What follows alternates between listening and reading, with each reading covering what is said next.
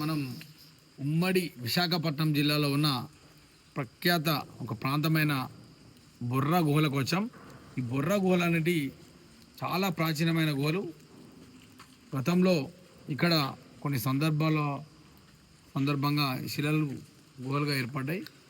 బొర్రా గుహలు అనేటి ఒక ఉత్తర ఆంధ్రాకి మంచి టూరిజం స్పాట్గా డెవలప్ అయ్యి ప్రతి టూరిస్ట్ ఇక్కడికి ఒక అరకు వ్యాలీ సందర్శనకు వచ్చినప్పుడు ఖచ్చితంగా ఈ బొర్రా గుహలు అనేటి ఖచ్చితంగా చూస్తారు.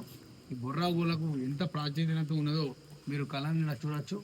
ఈ బొర్రా గుహల్లో ఫస్ట్ ఆ గుహ నుండి పైన ఆనాడు ఆ కాలంలో ఒక ఆవు అనేది ఒక ఆవులు మేపే అనే దగ్గరికి ఆవు పడి ఈ గుహలు అనేటి ఇక్కడ కనుక్కోబడ్డాయి అన్నట్టు మనకు చరిత్రకారులు చెప్తున్నారు.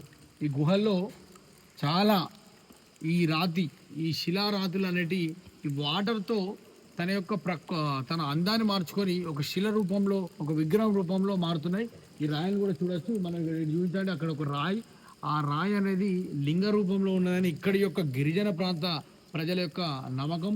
శివరాత్రి సందర్భంగా ఈ యొక్క ఇక్కడున్న ఈ బొర్రా కేవ్స్లో ఉన్న రాయిని ఒక విగ్రహాలుగా పూజిస్తారన్నది ఇక్కడ ఆనవాయితీ. శివరాత్రి సందర్భంగా ఇక్కడున్న గిరిజన ప్రాంత ప్రజలు అందరూ వచ్చి ఇక్కడ ఈ యొక్క విగ్రహాలకు పూజలు నిర్వహించి కోరిన కోరికలు నెరవేరుతుందని వారి యొక్క నమ్మకం. వారి యొక్క కులదైవంగా ఈ యొక్క బొర్రా కేవ్స్ను ప్రాచీన కాలం నుండే ఇక్కడ ఉన్న విగ్రహాలకు వారు మొక్కుతున్నారు.